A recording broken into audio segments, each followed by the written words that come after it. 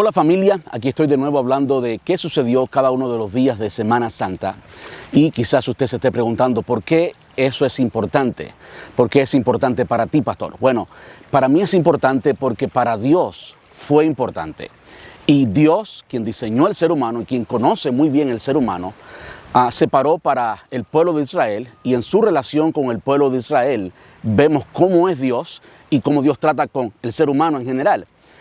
Al pueblo de Israel, Dios Dios instituyó ciertos días festivos importantes que ellos tenían que observar. Por supuesto, el más grande de ellos es la Pascua, y lo que sucede en Semana Santa es precisamente lo que ocurrió en la Pascua 2000 años atrás, por supuesto, cuando Jesús fue crucificado, fue entregado como el Cordero de Dios, el Cordero de la Pascua.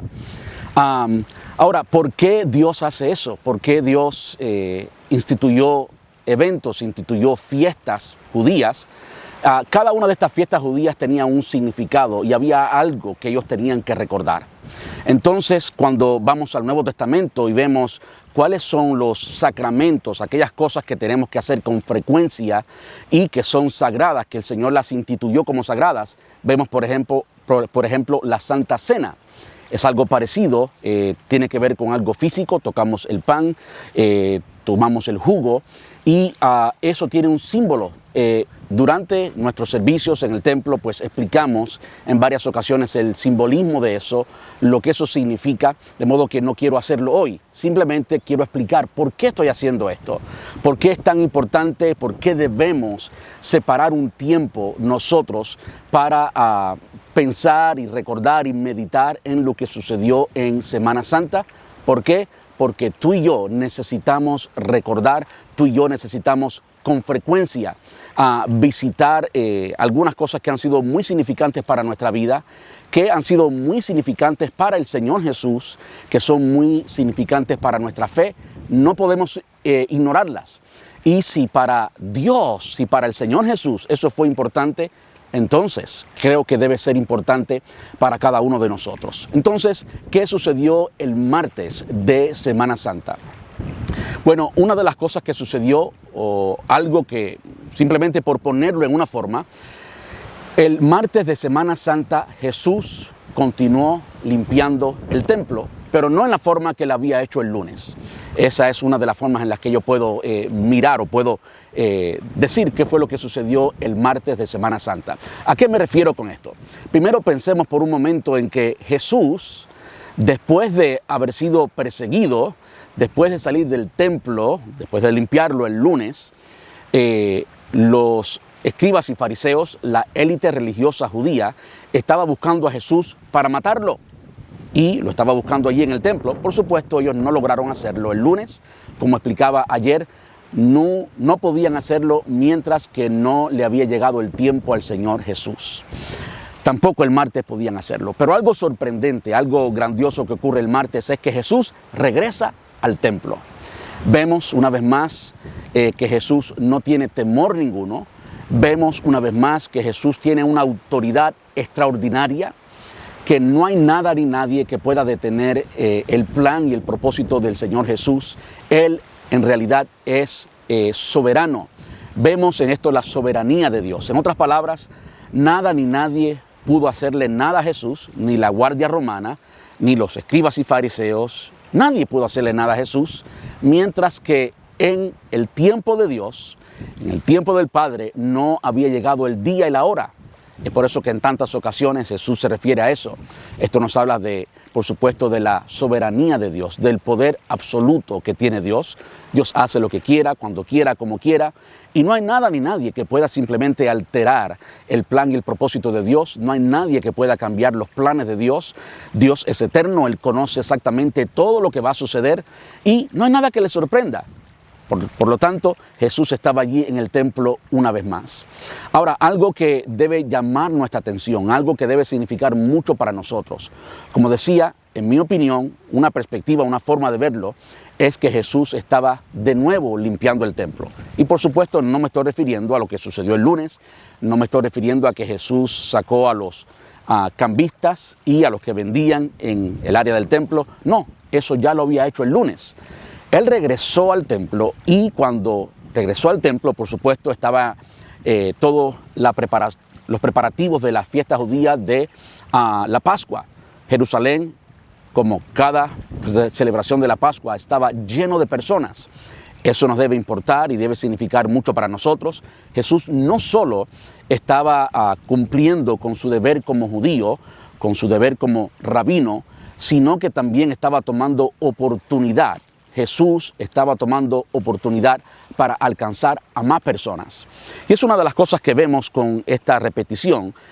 Cada vez que Jesús estuvo en el templo, lo vemos en la primera vez que estuvo en el templo al principio de su ministerio y ahora lo vemos de nuevo.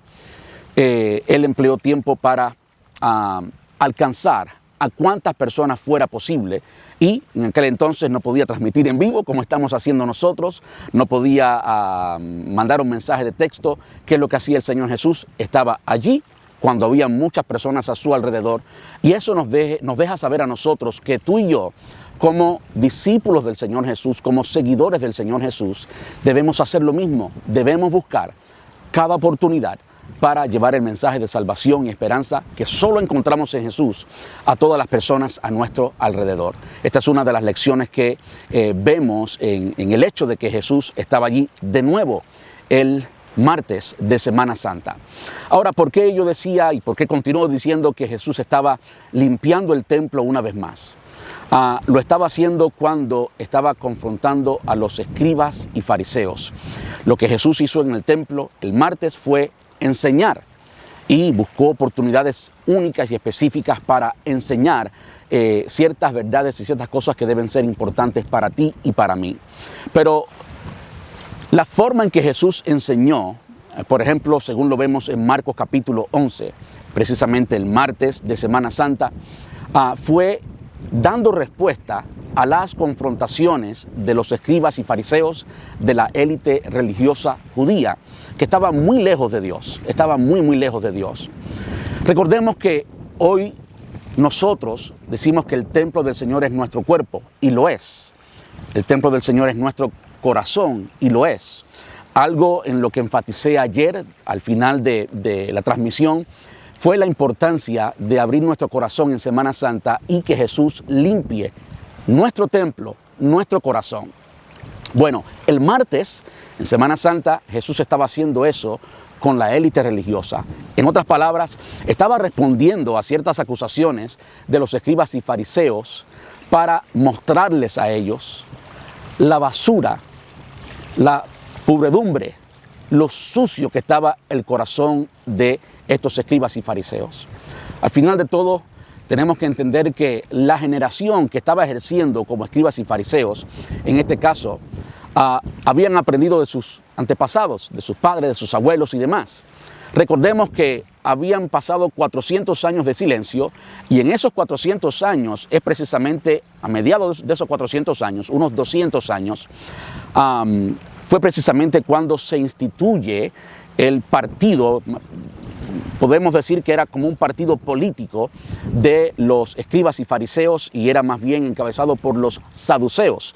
En Marcos capítulo 11 se narra qué ocurrió el martes de Semana Santa y precisamente Jesús tiene interacción con todos ellos, escribas, fariseos y también saduceos, que era como la corte suprema, que era la crema, la élite del liderazgo judío. Jesús los confronta, más bien respondiendo a preguntas que ellos estaban haciendo, pero ellos, al hacer preguntas tratando de encontrar una razón para acusar a Jesús, al final lo que estaban haciendo era reflejando la suciedad que había en sus corazones.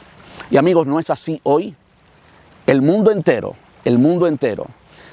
puede hacer muchas cosas para acusar al Señor Jesús, para acusar la fe, para no encontrar sentido a la fe y no encontrar sentido a por qué el cristianismo, nosotros los cristianos, hacemos lo que hacemos. El reino de las tinieblas está en contra del reino de la luz. Es algo que debe ser muy evidente, debe ser muy claro para cada uno de nosotros. Y eso continúa siendo así. El reino de las tinieblas está a nuestro alrededor. Nosotros, los hijos de la luz, los cristianos, los hijos de Dios, estamos siendo atacados todo el tiempo, todo el tiempo. Entonces se nos lanzan preguntas y demás, y al final, cuando esas preguntas salen a la luz, lo que podemos ver es la ausencia de Dios, la ausencia de la esperanza, la ausencia de paz, la ausencia de un amor genuino y completo en el corazón de la gente. Hay tanto odio, hay tanta maldad, hay tanto rechazo a la luz. Recordemos siempre que ese rechazo a la luz viene directamente de Satanás. Satanás es el príncipe de este mundo, es quien está en contra del príncipe de luz, el Señor Jesús. Tú y yo, los cristianos, somos agentes de luz, somos el pueblo escogido de Dios. En el Sermón del Monte, por ejemplo, una de las cosas que dijo Jesús es que tú y yo somos la sal de la tierra. Estamos aquí para contagiar a todos los demás y también somos la luz. Jesús dijo que tú y yo somos la luz del mundo. Ni siquiera se estaba refiriendo a Él. Él dijo que sus discípulos, imperfectos, incompletos, les faltaba mucho todavía le faltaba santidad, le faltaba tantas cosas. Pero aún así, Jesús les decía que ya ellos eran la luz del mundo. Tú y yo hoy exactamente igual. Entonces, para ir al texto bíblico, podemos encontrarlo en Mateo capítulo 21, versículos del 23 al 46, lo que sucedió el martes de Semana Santa. También podemos encontrarlo en Marcos capítulo 11, versículos desde el 27 hasta Marcos 12, 44, todo el capítulo 12 de Marcos. Lucas 20 del 1 al 21, versículo 4. Es decir, Lucas también toma mucho tiempo para explicar lo que sucedió el martes de Semana Santa. Ahora, algo que me llama la atención, yo quiero leer desde el Evangelio de Marcos, porque Marcos escribió a los romanos y por escribirle a los romanos escribía de una forma muy compacta, iba directo al grano, pero no obstante escribía de una forma muy pintoresca, escribía de una forma muy descriptiva. Es por eso que el Evangelio de Marcos es tan rico, es tan descriptivo y con frecuencia Marcos, de nuevo, es muy conciso, es el Evangelio más corto, por esa razón Marcos va directo al punto. Me llama la atención que aún así Marcos, siendo tan corto, yendo directo al punto, tomó todo el capítulo 12 y la mitad del capítulo 11 de su Evangelio solo para hablar de lo que sucedió el martes. ¿Cree usted que era importante? Era muy importante. ¿Quiere darse cuenta o verlo de otra manera, la importancia de lo que sucedió este martes? ¿Qué haría usted? ¿Qué haría usted si usted supiera con absoluta certeza, así como Jesús sabía, que el viernes usted moriría, que usted va a morir el viernes? ¿Qué haría usted? Bueno, es posible que usted se vaya de vacaciones, que haga las cosas que disfruta más, quizás gaste tiempo con su familia. La elección de Jesús, sabiendo que iba a morir el viernes, fue regresar al templo, de nuevo por la oportunidad, la multitud, las personas que estaban allí, que inevitablemente iban a estar escuchando todo lo que Jesús iba a estar diciendo. Por esa razón, ahora lo que Jesús nos enseña, purificar el corazón, es algo muy importante. De nuevo que reitero, amigos, lunes Jesús purificó el templo de una forma, el martes lo estaba purificando de otra manera, estaba purificando la mente y el corazón de los escribas y fariseos. Y como iba diciendo ahorita, los escribas y fariseos, esta generación de escribas y fariseos aprendió de sus padres, de sus abuelos, de sus antepasados. En otras palabras, como cultura, ellos simplemente estaban enseñando, estaban viviendo según lo que se les había enseñado. Y habían conceptos allí que estaban completamente errados.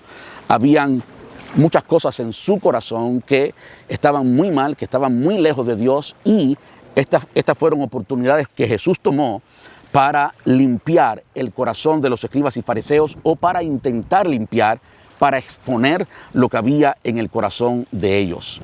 Entonces, si vamos a Marcos capítulo 11, después que Jesús despeja el templo, que Jesús limpia el templo, como vimos en la transmisión de ayer,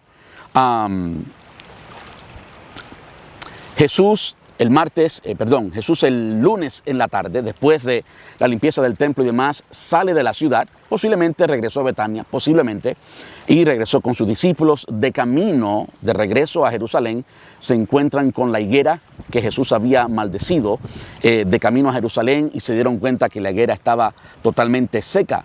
Entonces Pedro le dice: mira, la higuera está totalmente seca, tal como tú dijiste. Y Jesús toma la oportunidad para enseñarles, esto estaba ocurriendo el martes, toma la oportunidad para enseñarles. Dice, tengan fe en Dios, le dijo Jesús. Les digo la verdad, ustedes pueden decir a esta montaña, levántate y échate al mar, y sucederá. Pero deben creer de verdad que ocurrirá, no tener ninguna duda en el corazón. Duda en el corazón es una de las cosas que nosotros como creyentes, que nosotros como discípulos debemos limpiar, debemos arreglar. Acercarnos a Dios sin lugar a ninguna duda. Y es una de las cosas que Jesús le dice literalmente a Pedro. Versículo 24, Marcos 11, 24. Les digo, ustedes pueden orar por cualquier cosa y si creen que la han recibido, será suya. Y yo sé que muchos están pensando en cosas que no son importantes y que no es lo que Jesús estaba tratando de decir. Jesús estaba limpiando el corazón de los discípulos de incredulidad. Versículo 25 dice, cuando estén orando, primero perdonen a todo aquel contra quien guarden rencor, para que su Padre que está en el cielo también los perdone a ustedes de sus pecados. ¿Qué estaba diciendo el Señor Jesús? Cuando nuestro corazón está en el lugar correcto, en este caso cuando hemos perdonado, no tenemos nada en contra de nadie, nuestro corazón está totalmente limpio y tenemos una fe absoluta en el Señor. Fe no es un deseo intenso por algo que necesitamos o queremos o un capricho, eso no es fe. La fe viene por el oír la palabra de Dios. Cuando alguien tiene fe, esa persona va a pedir lo que es correcto para Dios. ¿Por qué? Porque la fe suya es alimentada por la palabra de Dios y la palabra de Dios nos dice cómo es Dios. En otras palabras, cuando pedimos con fe, vamos a pedir de acuerdo a la voluntad de Dios, no a los deseos humanos, no a los deseos de esta concupiscencia a la naturaleza humana corrupta y caída, sino vamos a pedir de acuerdo a lo que Dios refleja ser a través de su palabra. Y vemos aquí una vez más cómo el Señor está limpiando el templo, está limpiando el corazón de los discípulos y lo dice literalmente. No podemos pedir al Padre con fe, con certeza, pidiendo que nos dé algo cuando ni siquiera hemos perdonado. Es una de las cosas que habla de la pureza del templo, la pureza de nuestro corazón, el templo del Señor. Luego de eso, el martes, desafían la autoridad de Jesús. Y nuevamente entraron en Jerusalén y mientras Jesús caminaba por la zona del templo, los principales sacerdotes, los maestros de la ley religiosa y los ancianos se le acercaron. ¿Con qué autoridad hace todas estas cosas?, le reclamaron. Es interesante y muy inteligente cómo Jesús responde a esta pregunta que tenía otras intenciones de los escribas y fariseos. Jesús les dijo, les diré con qué autoridad hago estas cosas si ustedes me contestan una pregunta. Ahora Jesús es quien está preguntando y les dice, yo les respondo solo si me responden esto. ¿La autoridad de Juan para bautizar provenía del cielo o era meramente humana? Contéstenme. Y entonces Jesús los pone a meditar a ellos. Por supuesto, si ellos decían que la autoridad venía del cielo, pues entonces iban a quedar expuestos como ellos nunca escucharon a Juan el Bautista, como mataron a Juan el Bautista. Y si decía que era meramente humana, pues igualmente estaban metidos en problema. Jesús al final estos escribas y fariseos le responden al Señor Jesús y le dicen, mira, no sabemos, porque no importa de qué forma iban a responder, ellos iban a quedar comprometidos y metidos en problema. Y esa es la oportunidad, esa es la forma en la que Jesús les dice, entonces yo tampoco les diré con qué autoridad hago estas cosas. Jesús estaba buscando sinceridad en el corazón de estos escribas y fariseos. Si hubieran sido honestos, si hubieran sido sinceros, si hubieran confesado la ausencia de Dios que había en el corazón de ellos, las malas intenciones que habían en el corazón de ellos, entonces el reino de los cielos se hubiera abierto a estos hombres, pero no lo hicieron. Cerraron el corazón en contra de Dios, el corazón estaba sucio, el corazón estaba ocupado por odio. Todo lo que querían hacer era sorprender a Jesús y acusarlo. Después de eso, en el capítulo 12 de Marcos, vemos el resto del relato y en diferentes ocasiones los escribas y fariseos le preguntan al Señor una vez más. De hecho, si se está preguntando por qué estoy en la playa o por qué estoy en el agua o en la bahía, una de las cosas que hacía Jesús con frecuencia es que se iba a solas a orar, a solas a meditar. Y es una de las cosas que nosotros debemos hacer. Yo tengo total privacidad en mi casa ahora mismo, pero si me quedo en casa, muy posiblemente hubiera terminado haciendo muchas tareas que tengo que hacer en casa, muchos quehaceres. Y por eso elegí venir acá para hacer esto en un lugar tranquilo, donde no hay nadie a mi alrededor y puedo enfocarme totalmente en esto. Así que esa es la razón. Ahora, en Marcos capítulo 12, vemos la parábola de los agricultores malvados. Básicamente la parábola de los agricultores malvados es una forma de Jesús decirle a los escribas y fariseos que habían venido varios profetas. No voy a leer toda la parábola, está en Marcos capítulo 12, versículos del 1 en adelante, del 1 hasta el 12 o hasta el 11. Ahí está la parábola de los agricultores malvados. La enseñanza de Jesús y lo que Jesús estaba haciendo aquí es que le estaba diciendo a ellos, a los escribas y fariseos, que ellos eran los agricultores malvados. Y que al final Dios había enviado a su Hijo, Jesús, su Hijo, que estaba en ese momento frente a ellos, y también a Jesús lo iban a crucificar. ¿Se da cuenta? Jesús tenía total control de lo que iba a suceder el viernes, la crucifixión, pero aún así nada de eso lo detuvo.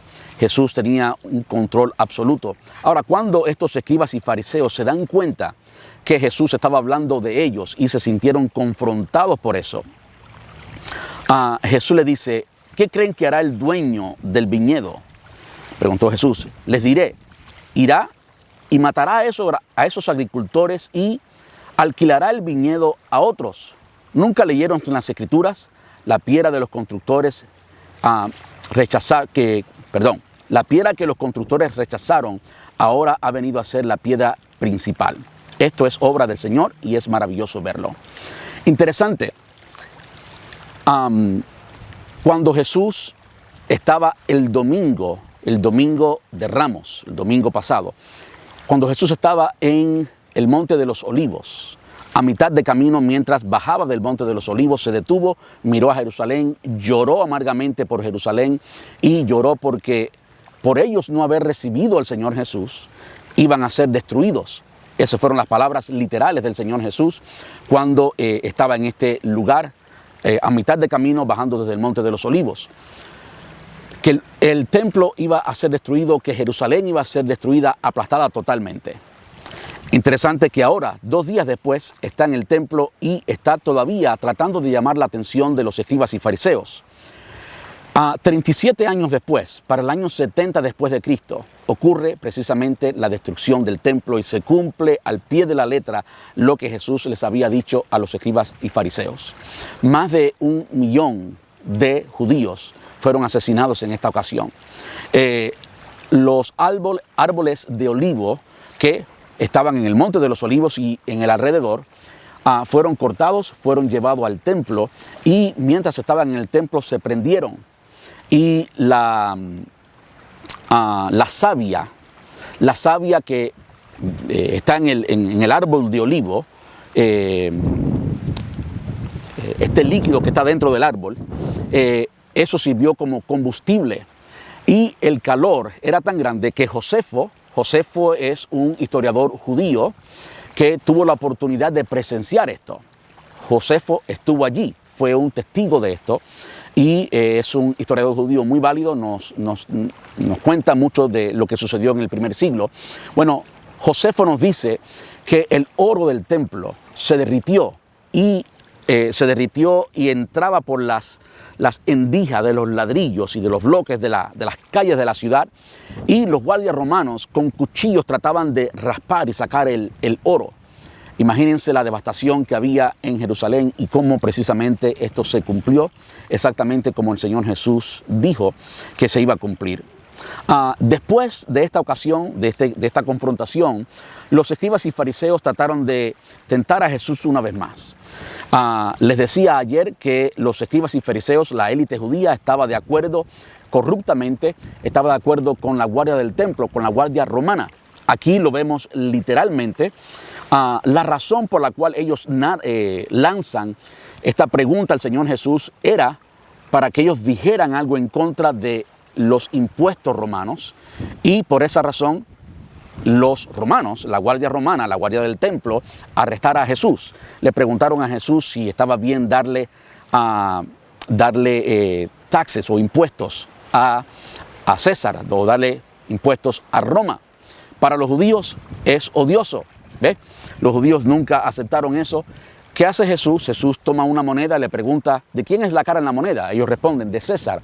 Y entonces Jesús dice las palabras famosas, dar al César lo que es del César y a Dios lo que es de Dios. En otras palabras, cumplan con sus deberes civiles, tales como pagar impuestos, y a Dios démosle ¿qué? El corazón. Jesús está todavía limpiando el templo, limpiando el corazón. A Dios lo honramos con todo lo que hacemos. Permítame decir que no se está refiriendo aquí a los diezmos. Con frecuencia este pasaje se usa para decir que Jesús estaba diciendo, denle los impuestos a César y denle los diezmos a la iglesia.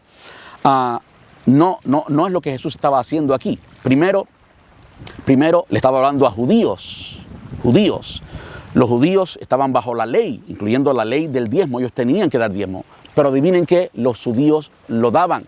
En ocasiones dice Jesús, literalmente lo dice, que ellos diezmaban hasta la menta y el comino. Jesús no tenía que decir a los judíos que dieran diezmo al Señor porque ellos lo hacían. Lo que no hacían era honrarlo de corazón. Y eso es lo que significa ese pasaje. Después de eso viene la discusión acerca de la resurrección. Interesante, lo más sabio del hombre es tonto y estúpido cuando trata de acusar la justicia, la soberanía, el poder, el amor y la grandeza de Dios. Y eso es lo que ocurre en esta ocasión. Los judíos estaban allí con los saduceos, estaban los fariseos. Los fariseos era el partido popular, digámoslo así. Los fariseos habían ganado el amor y el cariño de toda la gente al ser tan estrictos y rechazar tanto al imperio romano. Ahora, los saduceos era como la corte suprema. Los saduceos estaban más dentro del templo, ejecutando y demás. Y era también, por supuesto, muy importante. Si entre ambos gobernaban, esta era la élite judía. Ahora, los saduceos no creían en la resurrección. Y aquí están de nuevo los escribas y fariseos tratando de acusar a Jesús y se hacen una historia tonta. La historia consistía en que en la costumbre judía, en la ley judía, porque no era solamente costumbre, era ley, sí habían dos hermanos que vivían y uno de ellos mueren y estaban casados. La esposa del difunto debía casarse con el hermano para dejarle descendencia al hermano. Dos hermanos, uno muere, ese uno estaba casado, la esposa tenía que casarse con el hermano. Si yo fuera ese hermano menor, estuviera muy preocupado. ¿Cómo luce?